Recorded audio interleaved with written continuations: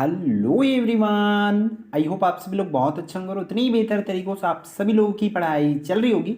तो इस वीडियो में हम लोग देखने वाले हैं आपके क्लास 10th मैथ्स की जितनी भी इंपॉर्टेंट फार्मूला है, सूत्र है, बोल सकते हैं, सबको देखने वाले चैप्टर वाइज, चैप्टर नंबर 1 से लेकर के अध्याय 16 तक, चैप्टर नंबर 16 तक जितने भी इंपॉर्टेंट फार्मूला है, सूत्र है, वो सब चीज़ को देखने वाले। तो आप लोग पेन कॉपी ले लीजिए और आपको इसको नोट करते हुए चलना है। जो लोग भी क्या किए, पे किए हैं जो अमाउंट है पीडीएफ के लिए, हम उसको अगर उनको नीड हो तो ये भेज देंगे, ठीक है। तो देखो, अध्याय 1 की बात करें तो आपको इस चैप्टर से सिर्फ और सिर्फ ये 3 फॉर्मूला प्रिपरेशन करना है। कौन सा? भाज्य का सूत्र है भाजक गुणित भागफल वाला, तो इस फॉर्मूला को आप लोगों को अच्छे से कर लेना है, ठीक है। फिर दूसरा, शून्यांकों का योगफल का फॉर्मूला क्या होता है? माइनस बी बटा ए। उसी तरह शून्यांकों का गुणनफल की फॉर्मूला जो होती है बच्चों, क्या? सी बटा ए। इसको याद रखना है। अध्याय 1 में सिर्फ ये 3 सूत्र याद रखना होगा। अध्याय 2 की बात करें तो समीकरण निकायों के हल के प्रकार, बस यही फॉर्मूला आपको करना होगा जिसमें आपको अद्वितीय हल के लिए, तो अद्वितीय हल के लिए कंडीशन ये होती है क्या? a1/a2 जो है नॉट इक्वल टू होता है, इसको क्या पढ़ते हैं? नॉट इक्वल टू होता है b1/b2 के। उसी तरीके से कोई हल नहीं के लिए क्या होते हैं? ये दोनों तो बराबर हो जाते हैं, a1/a2 तो बराबर हो जाता है b1/b2 के, लेकिन यहाँ पर c1/c2 जो है बराबर नहीं होता है, ये आपको याद रखना है। और अनेक हल के लिए क्या होता है? तीनों जो है बराबर होता है। तो बस ये 3 फॉर्मूला इस चैप्टर से भी आपको याद रखना होगा। अध्याय 3 पर चले आते हैं। अध्याय 3 की बात करें तो यहाँ पर देखो, एक चर का द्विघात समीकरण, यहाँ से आपको अच्छे से फॉर्मूला याद रखना होगा। समीकरण का क्या व्यापक हल वाला करना है, तो समीकरण का व्यापक हल क्या होता है? एक्स की घात 2 प्लस बी एक्स प्लस सी बराबर 0, और यहाँ पर ए की वैल्यू कभी भी 0 नहीं हो सकता, इसको याद रखना होगा, ठीक है। फिर विभेदक या विविक्तकर, तो विभेदक या बोला जाता है इसी को, या विविक्तकर बोला जाता है। तो इसकी सूत्र क्या होती है? डी बराबर बी का वर्ग माइनस 4 इसी होती है, इसको नोट करेंगे।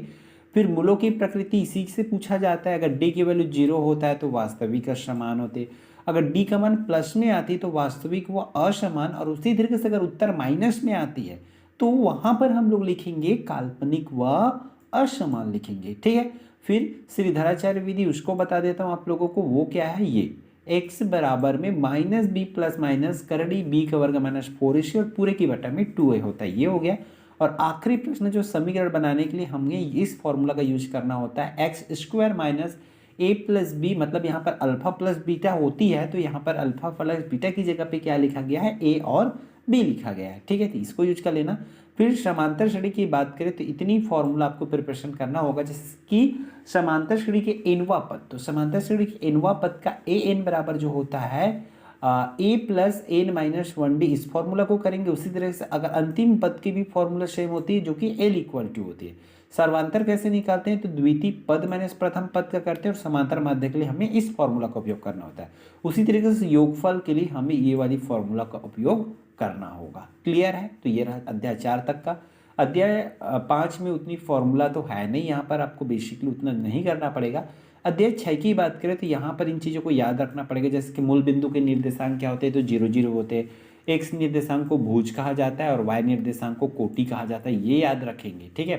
फिर अगला चतुर्थांश जो है मोस्ट इंपॉर्टेंट बोल सकते हैं, इसको आपको याद रखना पड़ेगा क्योंकि ये आपको पूछे जा सकते हैं। तो देखो, दोनों प्लस में हो तो प्रथम चतुर्थांश में, और पहला वाला माइनस और दूसरा वाला प्लस हो तो द्वितीय, उसी तरीके से इसके लिए तृतीय, और ये होता है चतुर्थ। अगर पहला प्लस और दूसरा माइनस हो तो तृतीय कब होता है? जब दोनों माइनस में हो। तो इस कंडीशन को याद रखेंगे। फिर आपको इस पार से दूरी का सूत्र पूछे जाएंगे। दूरी x2 माइनस x1 का स्क्वायर है, ठीक है, प्लस y2 माइनस y1 का स्क्वायर है। यहाँ पर स्क्वायर लगाना हम लोग भूल गए हैं, ठीक। फिर ढाल या प्रवणता, तो y2 माइनस y1 बटा में x2 माइनस x1 होती है, इस फॉर्मूला को करना है। उसी तरीके से रेखा समीकरण का क्या होता है? y बराबर में mx प्लस सी, और यहाँ पर m क्या होती है? प्रवणता, और c क्या होती है?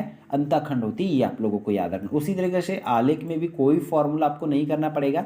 हम बैंकिंग एवं कराधान की बात करें तो सिर्फ और सिर्फ ये 2 फॉर्मूला आपको रखना होगा। एक तो ब्याज की सूत्र ये होती है आवर्ती जमा खाता में p इंटू आर बटा में 100 गुणा 1/12 n प्लस 1 बटा में 2 होता है, तो इसको कर लोगे। और सावधि जमा खाता में ये वाली फॉर्मूला को रखोगे, a बराबर p 1 प्लस r बटा 100 और पूरे की घात में n, इस फॉर्मूला को करोगे।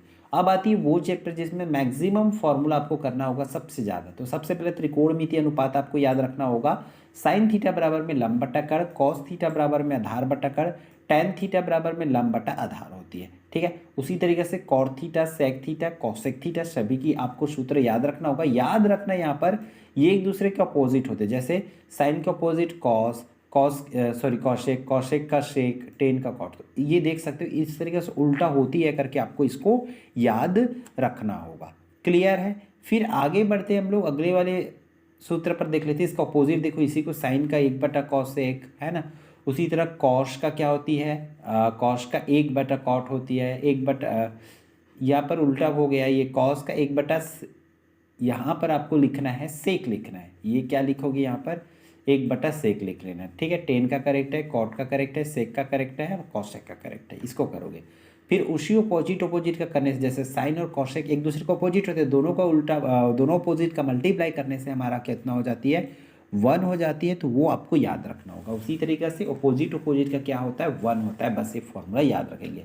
फिर ये इंपॉर्टेंट फॉर्मूला, साइन थीटा बराबर होता है, टेन थीटा बराबर होता है साइन थीटा बटा कॉस थीटा, और कॉट थीटा बराबर आप लोगों को याद रखना होगा कॉस थीटा बटा में साइन थीटा। फिर इसकी सर्वसम्मति का सूत्र होती है, 3 सर्वसम्मति का सूत्र होती है। तीनों को बहुत ध्यान से आपको याद रखना पड़ेगा। ठीक है, ये तीनों सर्वसम्मति का सूत्र होते हैं। अब उसके बाद ये टेबल तो भाई मेन होते हैं, तो टेबल इसको तो करना ही है, बहुत ध्यान से इसको। ठीक है, क्योंकि इसको करोगे तब जाके आपके 2 नंबर वाले और 6 नंबर वाले प्रश्न जो है बनने वाला है। फिर इसके पूरक सूत्र, जहाँ से 2 नंबर के क्वेश्चंस पूछे ही जाते हैं, इसलिए पूरक सूत्र याद रखेंगे कि साइन 90 माइनस थीटा का cos theta, cos 90 minus theta का sine theta, tan 90 minus theta का कॉट और कॉट का टेन, सेक का कॉसेक और कॉसेक का सेक होता है करके। ठीक है, क्षेत्रफल एवं आयतन आपके चैप्टर नंबर 15 पर आ गए सीधा सीधा, क्योंकि 11, 12, 13 में कोई फॉर्मूलास आपको नहीं करना होगा। ठीक है, 15 की बात करें तो ये टेबल आपको याद रखना ही पड़ेगा, जैसे कि घन में कितने पृष्ठ होते हैं, कितने शीर्ष होते हैं, कितने कोर होते हैं, कितने पृष्ठीय विकर्ण, कितने आकाशीय विकर्ण, कितने कुल विकर्ण होते हैं, ये पूरी आपको पूछे जाते हैं पेपर में। 1 मार्क्स से इसी टेबल से कन्फर्म है आपका, इसलिए ध्यान से करेंगे। फिर घन का पृष्ठीय विकर्ण की लंबाई का सूत्र होता है लंबाई का वर्ग प्लस चौड़ाई का वर्ग। उसी तरीके से यहाँ पर ये फॉर्मूला गलत है, ये ऊपर में जो है वो घनाभ का है।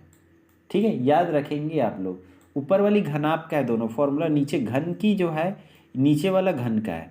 ठीक है, पृष्ठीय विकर्ण 2 करड़ी ए, और या इसको हम लोग लिखेंगे ए करड़ी 2 हो जाएगा। इसकी ये रॉन्ग लिखा गया है, यहाँ पर टाइपिंग मिस्टेक है, और यहाँ पर ए और करड़ी 3 होती है इसकी।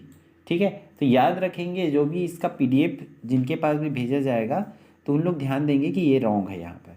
ठीक है, बेलन के आधार की परिधि 2πr होती है, आधार का क्षेत्रफल πr² होती है, बेलन के वक्र पृष्ठ का क्षेत्रफल होता है 2πrh, उसी तरह संपूर्ण पृष्ठ होता है 2πrh प्लस r, πr²h, ये करेक्ट है। उसी तरह πrl plus r, πr² 1/3 πr²h, ये सभी करेक्ट है भाई।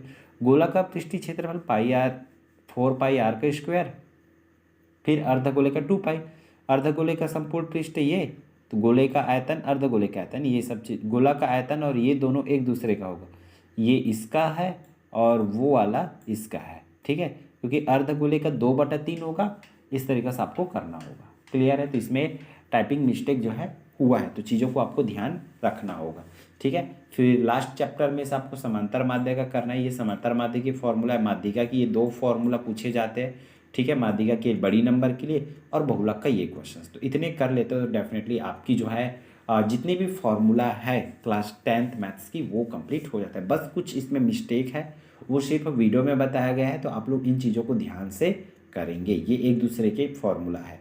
ठीक है, यहाँ पर मिस्टेक है और आपका यहाँ पर मिस्टेक है, ये इसके फॉर्मूला है और ये वाला इसके फॉर्मूला है। ठीक, तो इस वीडियो में इतना ही, फिर हम मिलते हैं आने वाले इंपॉर्टेंट वीडियो में। All the best for your exam.